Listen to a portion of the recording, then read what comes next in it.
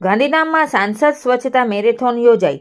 આજરોજ સમાજ નવનિર્માણ ટ્રસ્ટ અને કચ્છના સાંસદ વિનોદભાઈ ચાવડા દ્વારા ગાંધીધામ ખાતે સાંસદ સ્વચ્છતા મેરેથોન અને સાંસદ એથ્લેટિક્સ ટુર્નામેન્ટ યોજાઈ હતી, જેમાં ગાંધીધામના બહોળી સંખ્યામાં યુવાઓ, સિનિયર સિટીઝનો જોડાયા હતા।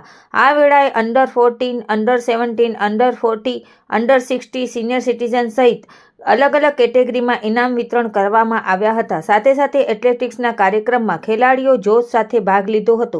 આ તકે ધારાસભ્ય માલતીબેન મહેશ્વરી, ધવલભાઈ આચાર્ય, પંકજભાઈ ઠક્કર, શહેર ભાજપ પ્રમુખ વિજયભાઈ પરમાર સહિતના ઉપસ્થિત રહ્યા હતા। પંચમુખી હનુમાન મંદિરના મહંત પ્રકાશ આનંદજી મહારાજે આશીર્વચન પાઠવ્યા હતા। કાર્યક્રમનું સંચાલન મોમાયબા ગઢવીએ કર્યું હતું। આ કાર્યક્રમને સફળ બનાવવા મનોજભાઈ મુલચંદાણી, વિજયસિંહ જાડેજા અને કમલેશભાઈ પર્યાણીએ જહેમત ઉઠાવી હતી। રિપોર્ટ ભારતી માખીજાણી, ગાંધીધામ।